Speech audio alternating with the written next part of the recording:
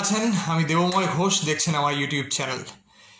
এই কদিনে আপনারা আমাকে যে প্রশ্নটা সব থেকে বেশি করেছেন সেটা নিয়ে ভিডিওটা শুরু করছি, যে ইস্টবেঙ্গল আর শ্রী সিমেন্টের মধ্যে এগ্রিমেন্টের কি হলো, কি পর্যায়ে দাঁড়িয়ে, হবে কি হবে না, আলটিমেটলি ইস্টবেঙ্গলের ভবিষ্যৎ কি হবে, ইত্যাদি ইত্যাদি, which is I think expected. যে বিষয়টা নিয়ে সব থেকে বেশি মানুষ চিন্তাভাবনা করছে ইস্টবেঙ্গল জনতা, সেটা হচ্ছে এটা যে আগামী বারের জন্য টিম এবং আলটিমেটলি ফাইনাল ডেফিনেটিভ এগ্রিমেন্টে সিগনেচার হবে কি হবে না। কারণ কি মার্চ মাস শেষ হয়ে গিয়েছে, আমরা এপ্রিলে দাঁড়িয়ে আছি, আর আমিও বারবার আপনাদের বলেছিলাম যে মার্চের 31 তারিখের মধ্যে সমস্ত সংস্থা মিটে যাবে, কিন্তু আলটিমেটলি সেটা হয়নি। কি অবস্থায় দাঁড়িয়ে যেটা ভালো হয়েছে সেটা হচ্ছে ইস্টবেঙ্গল ক্লাবের সঙ্গে শ্রী সিমেন্টের ফেস টু ফেস কথাবার্তা শুরু হয়েছে।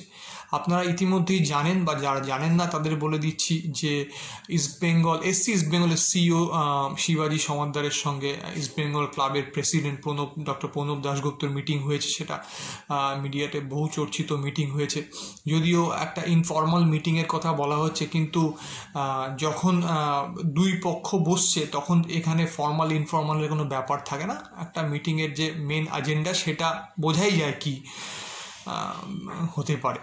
তো মিটিংয়ের যে আউটকাম সেটা খুব ভালো, কিন্তু যেটা মনে হচ্ছে এই প্রিভেলিং যে সমস্যাটা, সেই সমস্যাটা কিন্তু এই মাসটা পুরো টানবে। কারণ কি রিসেন্টলি মিস্টার হরিমোহন বাঙুরের যা কথাবার্তা মিডিয়াতে প্রকাশিত হয়েছে বা বিভিন্ন সোর্স মারফত যেটা জানা যাচ্ছে, উনি কিন্তু হতাশ বা ছেড়ে দিতে রাজি নন। সুতরাং এই যে সমস্যাটার যে সমস্যাগুলো উঠে এসছে ক্লাবের তরফ থেকে যা জানানো হয়েছে তাকে, বা তারা দাবি করছেন যে টার্মশিট আর ফাইনাল এগ্রিমেন্ট যা পাঠানো হয়েছে দু দফায়, তার মধ্যে কোনো রকম গড়মিল নেই, বা ক্লাব বলছে যে গড়মিল আছে। তো এই সব সমস্যাগুলো আলোচনার মাধ্যমে মিটে যেতে পারে, দুপক্ষই সেটা মেনেছে, এবং যেটা ইস্টবেঙ্গল ক্লাবের পক্ষে ভালো। এবং এই এপ্রিল মাসের মধ্যে সমস্যা যাতে মিটে যায়, কোটি কোটি সমর্থকের দিকে তাকিয়ে সেই প্রচেষ্টা কিন্তু দুপক্ষই শুরু করে দিয়েছে, এবং বেশ কিছু পয়েন্টে আলোচনা হয়েছে। বিশেষ করে যেসব পয়েন্টগুলো আপনারা হয়তো জানেন, যদিও এইটা সম্পর্কে আমি খুব একটা বেশি ব্যাখ্যা করার জায়গাতে আসি না, যেটা হচ্ছে যে ক্লাব টেন্টের বিষয়টা, যারা সদস্য তাদের বিষয়টা, ইন্টেলেকচুয়াল প্রপার্টি হ্যান্ডওভারের বিষয়টা, ক্লাবের যে অ্যাসেট আছে সেই অ্যাসেট কীভাবে ইউজ করা যাবে, সেই সব বিষয়গুলো কিন্তু পয়েন্ট টু পয়েন্ট ধরে ধরে আলোচনা হয়েছে, এবং একবারেই সে আলোচনাটা সমাধানের রাস্তায় যায়নি। বেশ কয়েক দফা আলোচনা হওয়ার পরে সেটা সমাধানের রাস্তায় যাবে, এবং পজিটিভ একটা নোটে রয়েছে, সেটা কিন্তু ইস্টবেঙ্গলের সমর্থকদের বলা যেতে পারে, এবং যেটা কিন্তু আমার মনে হয় যে আমার আপনার জন্য ভালো খবর, যেটা মনে হচ্ছে। সুতরাং এই মাসের মধ্যে এই সমস্যাটা সমাধান হবে বলে মনে হচ্ছে। কারণ কি আমি আগেই আপনাদের বলেছিলাম ইস্টবেঙ্গল ক্লাবের কিন্তু অন্য জায়গায় যাওয়ার কোনো রাস্তা নেই, অন্য স্পন্সর জোগাড় করার কোনো রাস্তা নেই, অন্য ইনভেস্টর জোগাড় করার কোনো রাস্তা নেই। কারণ কি এখন এতটা পথ এগিয়ে এসে একটা আইএসএল এগিয়ে বাণিজ্যিক সংস্থার সঙ্গে হাত মিলিয়ে খেলার পর অন্য জায়গায় যেতে গেলে যে বিপুল পরিমাণে অর্থ আইন আদালতের পিছনে ব্যয় করতে হবে, সেটা ক্লাবের পক্ষে দেওয়াটা খুব মুশকিল। এর মাঝখানেই আপনারা জানেন ক্লাবের একজন শীর্ষকর্তা সৈকত গাঙ্গুলি একটি ফেসবুক পোস্ট করেছিলেন, এবং সেখানে উনি বিভিন্ন মতামত জানিয়েছিলেন, যদিও সেই পোস্টটা তার নিজের ব্যক্তিগত বা ক্লাবের অফিসিয়ালকে নিজেরা স্পষ্ট নয়, কিন্তু সেখানে তিনি তার মতামত জানিয়েছিলেন এবং সেই কিছু সমস্যার কথা বলেছিলেন। তো সব কিছু মিলিয়েই একটা আলোচনার পরিবেশ সৃষ্টি হয়েছে, যে আলোচনাটা আগে কোনো হয়নি, সম্পূর্ণ বন্ধ ছিল। আইএসএল শেষ হওয়ার পর থেকে মার্চ মাসের শেষ পর্যন্ত কোনো আলোচনা হয়নি। দুপক্ষই বিভিন্ন বিবৃতি দিয়েছে। ইস্টবেঙ্গল ক্লাবের পক্ষ থেকে আপনারা জানেন যে বিবৃতি দেওয়া হয়েছে, এবং শ্রী সিমেন্ট বিবৃতি দিয়েছে, এবং শ্রী সিমেন্টের যে কর্ণধাররা তারা এখনও পর্যন্ত কলকাতায় রয়েছেন, আর কিছুদিনের মধ্যেই তারা ফিরে যাচ্ছেন, কিন্তু আলটিমেটলি আলোচনাটা শুরু হয়নি। এখন যেটা ভালো বিষয়, যেটা ফেস টু ফেস আলোচনাটা শুরু হচ্ছে, সেটা শ্রী সিমেন্টের পক্ষ থেকে ইস্টবেঙ্গলের সিইও শিবাজি সমাদ্দার করতে পারেন, যেটা আমাদের জন্য সদর্থক। আলোচনাটা চলছে, এবং আলোচনাটা যদি চলে তাহলেই কিন্তু পজিটিভ ওয়েতে এগোনো যাবে, আর কেউ কোনো আগ্রেসিভ মুড দেখাচ্ছে না, সেটা একটা দিকে ভালো। স্টিল ওই একটা কথা বলবো, যেটা শুনলে হয়তো আপনারাও ধৈর্য হারাতে পারেন, যে ধৈর্যটা দেখাতেই হবে, তাছাড়া উপায় নেই। এইটুকুনি আমি আবার বলছি যে ইস্টবেঙ্গলের কিন্তু দ্বিতীয় রাস্তা নেই। সুতরাং আইএসএল তো অবশ্যই খেলতে হবে, এবং আইএসএল খেলতে হলে এই ইনভেস্টরকেই রাখতে হবে, এবং এই ইনভেস্টরের সঙ্গে যাবতীয় সমস্যা আলোচনার মাধ্যমে মিটিয়ে ফেলতে হবে। এইটা কিন্তু প্রথম দিক। আলোচনার বা ভিডিওর অনেকগুলো দিক আছে। প্রথম হচ্ছে ব্রাইট এনোবাখারেকে নিয়ে আলোচনা করব, ম্যাটি স্টেনম্যানকে নিয়ে আলোচনা করব, রবি ফাউলারকে নিয়ে আলোচনা করব। সুতরাং ভিডিওর নেক্সট পার্টে যাচ্ছি, সঙ্গে থাকবেন। যে ছেলেটির সম্পর্কে আপনারা সব থেকে বেশি জানতে চেয়েছেন তার নাম হচ্ছে ব্রাইট এনোবাখারে, নাইজেরিয়া থেকে বিলং করেন। আপনাদের একটা কথা পরিষ্কার জানিয়ে দিই, এবং যেটা প্রায় কনফার্ম খবর বলতে পারেন, 100% না হলেও 90% কনফার্ম হয়ে গিয়েছে যে ব্রাইট এনোবাখারে আগামী মরশুমে ইস্টবেঙ্গলে খেলছে, এবং ইস্টবেঙ্গল আইএসএল খেললে ব্রাইট এনোবাখারে ইস্টবেঙ্গলেই খেলছে। এসসি ইস্টবেঙ্গলের ম্যানেজমেন্টের সঙ্গে ব্রাইট এনোবাখারের এজেন্টের কথাবার্তা প্রায় পাকা হয়ে গিয়েছে। এখন যেটা ওয়েট করা হচ্ছে যে ফাইনাল ডেফিনিটিভ এগ্রিমেন্টে কবে ইস্টবেঙ্গল সাবেক ইস্টবেঙ্গল কর্তারা তারা সই করে দেন, এবং তারপরে ব্রাইট এনোবাখারের চুক্তিটা সামনে চলে আসে। ব্রাইট এনোবাখারে নিজেও ইস্টবেঙ্গলে খেলতে চান, এবং তার এজেন্টও চায় সে ইস্টবেঙ্গলে খেলুক, এবং ইস্টবেঙ্গলকেই সে সব থেকে বেশি প্রায়োরিটি দিচ্ছে। সেক্ষেত্রে ব্রাইট এর যে এজেন্ট আছে তার সঙ্গে কথাবার্তা প্রায় পাকা হয়ে গেছে। ওই যে বললাম, একটাই বিষয় আটকে রয়েছে, সেটা হচ্ছে যে ফাইনাল চুক্তি হয়ে যাবে। ব্রাইট এনোবাখারের চুক্তিটাও কিন্তু আপনাদের সামনে চলে আসবে, সেটা যা সময়ের অপেক্ষা। ব্রাইটকে লাল হলুদ জার্সিতে ব্রাইট হতে দেখছেন, সেই নিয়ে কোনো রকম কোনো চিন্তা করবেন না, এটাই আমি নিশ্চিত করছি। সো ম্যাটি স্টেনম্যানকে নিয়ে আপনারা অনেকে প্রশ্ন করেছেন যে ম্যাটি স্টেনম্যান কি ইস্টবেঙ্গলে আগামী মরশুমে খেলছে, যদিও তার চুক্তি রয়েছে ক্লাবের সঙ্গে। কি মতামত আপনার? আমি মতামত তো পড়ে দেবো, তার আগে আমি আপনাদের খবর যেটা সেটা বলে দিই। ম্যাটি স্টেনম্যানকে ইস্টবেঙ্গল ছেড়ে দিচ্ছে। আমার কাছে যা খবর আছে যে এবং এটা আমি এজেন্ট মারফত অনেকটা কনফার্ম আপনাদের করতে পারি যে ম্যাটি স্টেনম্যানকে ইস্টবেঙ্গল রাখছে না।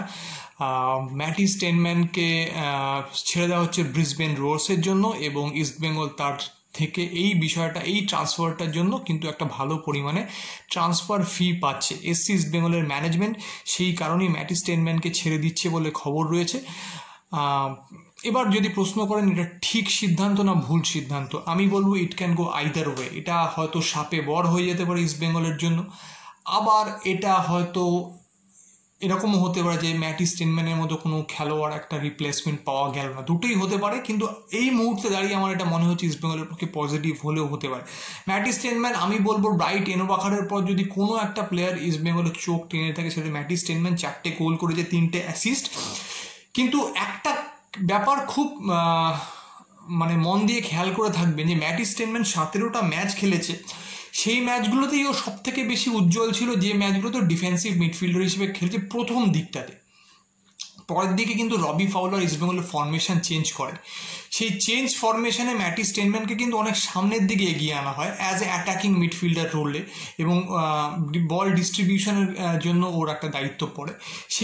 সেক্ষেত্রে কিন্তু আমার যতদূর মনে পড়ছে একটা ম্যাচ ছাড়া, যে ম্যাচটা জামশেদপুর এফসির সাথে খেলা হয়েছিল, সেই একটা ম্যাচ ছাড়া আর ম্যাটি স্টেনম্যান কিন্তু খুব একটা বেশি সপ্রতিভ হতে পারেনি, এটা আমি বলতে পারি।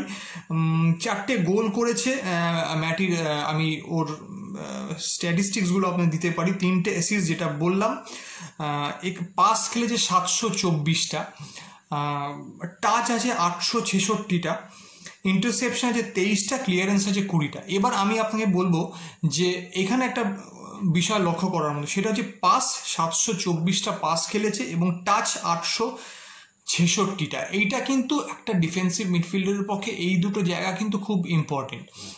এবার ও যখনই ওপরের দিকে উঠে গেছে, ওর তখন ইন্টারসেপশনটা একটু কমে গেছে, ক্লিয়ারেন্সটা একটু কমে গেছে। ম্যাটি স্টেনম্যানকে আমরা বারবার দেখেছি যে ও পাসটা ভালো খেলতে পারছে, বল ডিস্ট্রিবিউশনের নিচ থেকে করতে পারছে, কিন্তু ও যখনই কোনো ট্যাকেলে যাচ্ছে, ইন্টারসেপশনে যাচ্ছে, সেখানে ওর সমস্যা হয়ে যাচ্ছে। ইন্টারসেপশনে কিন্তু ও খুব দুর্বল হয়ে পড়ছে আর কি। সেক্ষেত্রে ম্যান টু ম্যান ইন্টারসেপ্ট করতে গিয়ে ওকে কিন্তু ভারতীয় যারা মিডফিল্ডার বা অ্যাটাকার যারা আছে তারাও কিন্তু ওকে বিট করে, মানে বডি ট্যাকেলে বিট করে বেরিয়ে গেছে, সেটা আমরা বারবার দেখেছি। তো সেক্ষেত্রে যেটা হয়েছে, ওই জায়গাটা একটা সমস্যা তৈরি হয়েছে। আদারওয়াইজ কিন্তু মিডফিল্ডে ও একটা ইঞ্জিন হিসেবে কাজ করেছে, মানে মন্দের ভালো ইস্টবেঙ্গলে যেসব বিদেশি এসছে তাদের থেকে অনেক ভালো ছিল। কিন্তু দেখুন আগের মানে টিমটা তো করতে হবে একটা অন্যরকম নজর থেকে। পুরনো যে টিমটা খেলেছে, যে টিমটা ভালো খেলতে পারেনি, সেই নজর থেকে টিমটা করলে চলবে না।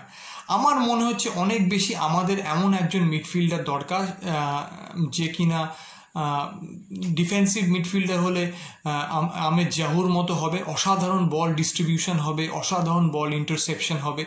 কিংবা অ্যাটাকিং মিডফিল্ডার হলে আমার মনে হুগো ব্রিমোসের মতো হবে, যে কিনা সত্যি মানে খেলাটা তৈরি করবে, মানে মাঠ মাথার হৃৎপিণ্ডের মতো হবে। বাই দ্য হুগো ব্রিমোসেরও আমি কিন্তু স্ট্যাটিস্টিক্সটা আপনার দিয়ে দিচ্ছি। ও কিন্তু গোল কম করেছে, 3টে গোল করেছে, ম্যাটিস স্ট্যান্ডের দিকে 4টে গোল করেছে, ও অ্যাসিস্ট করেছে 7টা, সেটা কিন্তু বিশাল বড় ব্যাপার, মানে গোলের সুযোগও তৈরি করে দিয়েছে।